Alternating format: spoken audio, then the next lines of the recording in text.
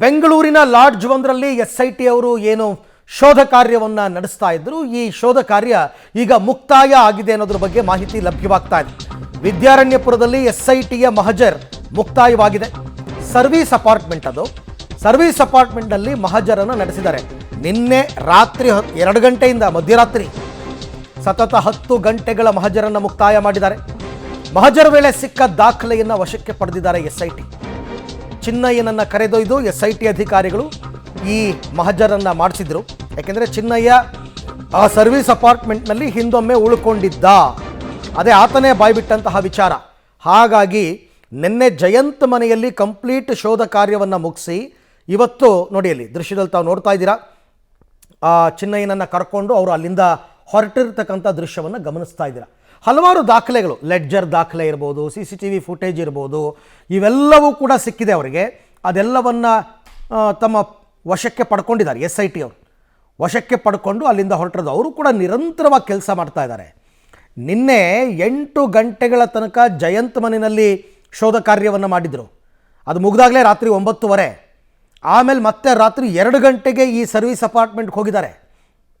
2 ಗಂಟೆಗೆ ಅಲ್ಲಿಂದ ಇಷ್ಟೊತ್ತು ತನಕ ಅಂದರೆ 12 ಗಂಟೆ ತನಕ ನಡೆದಿದೆ ಈ ಮಹಜರ್ ಪ್ರಕ್ರಿಯೆ. ಈಗ ಜಸ್ಟ್ ಮುಗಿದಿರ್ತಕ್ಕಂಥದ್ದು, ಜಸ್ಟ್ ಮುಗಿದಿದೆ. ಮುಂದೇನು ಗೊತ್ತಿಲ್ಲ, ಯಾವ ಕಡೆ ಹೊರಡ್ತಾರೆ ಅಂತ ನೋಡೋಣ, ಅದ್ರ ಬಗ್ಗೆ ಮಾಹಿತಿ ಬರುತ್ತೆ.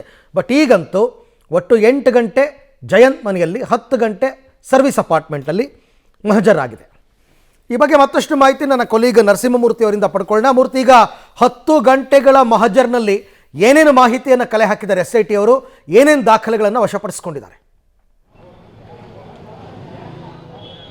ಅರವಿಂದ, ನಿನ್ನೆ ಚಿನ್ನಯ್ಯನನ್ನ ಮಧ್ಯರಾತ್ರಿ ವೇಳೆಗೆ ತಿಂಡ್ಲುವಿನ ಈ ಒಂದು ಸರ್ವಿಸ್ ಅಪಾರ್ಟ್ಮೆಂಟ್ಗೆ ಕರೆತರಲಾಗಿತ್ತು. SB ಮೆನ್ಷನ್ ಅಂತೇಳಿ. ಈ ಒಂದು ಸರ್ವಿಸ್ ಅಪಾರ್ಟ್ಮೆಂಟ್ನಲ್ಲಿ ಕಳೆದ ಏಪ್ರಿಲ್ ತಿಂಗಳಲ್ಲಿ ಇಲ್ಲೊಂದಷ್ಟು ಕೂತು ಮಾತುಕತೆಯನ್ನು ನಡೆಸ್ಕೊಂಡಿದ್ರು.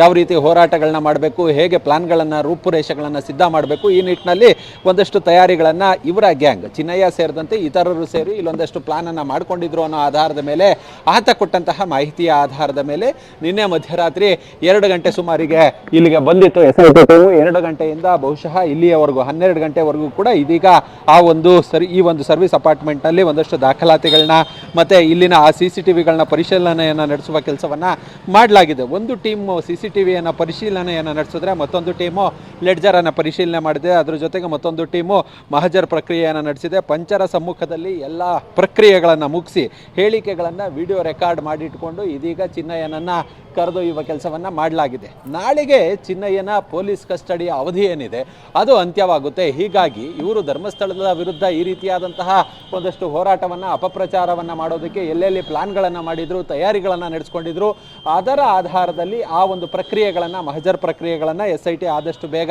ಮುಗಿಸ್ಕೊಳ್ಬೇಕು. ಈ ನಿಟ್ಟಿನಲ್ಲಿ ಇವತ್ತು SIT ಕಾರ್ಯಪ್ರವೃತ್ತರಾಗಿರೋದು. ನಿನ್ನೆ ಬೆಳಗ್ಗೆ ಜಯಂತ್ ಮನೆಯಲ್ಲಿ ಒಂದಷ್ಟು ಪರಿಶೀಲನೆಯನ್ನು ನಡೆಸುವ, ಮಹಜರನ್ನು ನಡೆಸುವ ಕೆಲಸವನ್ನು ಮಾಡಲಾಗಿತ್ತು. ಅದಾದ ಬಳಿಕ SB ಮ್ಯಾನ್ಷನ್ ಅಂತೇಳಿ ಈ ಒಂದು ಸರ್ವಿಸ್ ಅಪಾರ್ಟ್ಮೆಂಟ್ನಲ್ಲಿ ಈ ಒಂದು ಶೋಧ ಕೆಲಸವನ್ನು ಮತ್ತು ಮಹಜರ್ ಪ್ರಕ್ರಿಯೆಯನ್ನು ಮುಗಿಸುವ ಕೆಲಸವನ್ನು ಮಾಡಲಾಗಿದೆ. ಇಲ್ಲಿ SIT ಮೂಲಗಳ ಪ್ರಕಾರ ಕಳೆದ ಏಪ್ರಿಲ್ನಲ್ಲಿ ಈ ಚಿನ್ನಯ್ಯ ಮತ್ತು ಅವರ ಟೀಮ್ ಏನಿತ್ತು ಒಂದಷ್ಟು ಇಲ್ಲಿ ಪ್ಲಾನ್ಗಳನ್ನು, ರೂಪುರೇಷೆಗಳನ್ನು ಸಿದ್ಧ ಮಾಡಿದ್ರು. ಹೀಗಾಗಿ ಇಲ್ಲಿ ಮಹಜರನ್ನು ಮುಗಿಸಿದ್ದೀವಿ ಅನ್ನೋ ಮಾಹಿತಿಗಳು ಇದೀಗ ಕೇಳಿಬರ್ತಿರೋದು. ಹಾಗೆ ಸಂಪರ್ಕದಲ್ಲಿರಿ ಮೂರ್ತಿ, ನಿಮ್ಮ ಜೊತೆ ನಾನು ಮತ್ತೆ ಮಾತನಾಡ್ತೀನಿ. ಸೊ ಈಗಷ್ಟೇ ಈ ಮಹಜರ್ ಪ್ರಕ್ರಿಯೆ ಮುಕ್ತಾಯವಾಗಿ ಆ ಬುರ್ಡೆ ಮ್ಯಾನ್ ಚಿನ್ನಯ್ಯನನ್ನು ಅಲ್ಲಿಂದ ಕರ್ಕೊಂಡು ಹೋಗ್ತಾ ಇರತಕ್ಕಂಥ ದೃಶ್ಯವನ್ನು ತಾವು ಗಮನಿಸ್ತಾ ಇದ್ದೀರಾ. ನಾಳೆಗೆ ಚಿನ್ನಯ್ಯನ ಪೊಲೀಸ್ ಕಸ್ಟಡಿ ಅವಧಿ ಮುಕ್ತಾಯ ಆಗುತ್ತೆ. ಅಷ್ಟರ ಒಳಗಾಗಿ ಎಲ್ಲೆಲ್ಲಿ ಮಹಜರ್ ನಡೆಸಬೇಕು ಎಲ್ಲ ಅವ್ರು ಮಾಡ್ತಾ ಇದ್ದಾರೆ.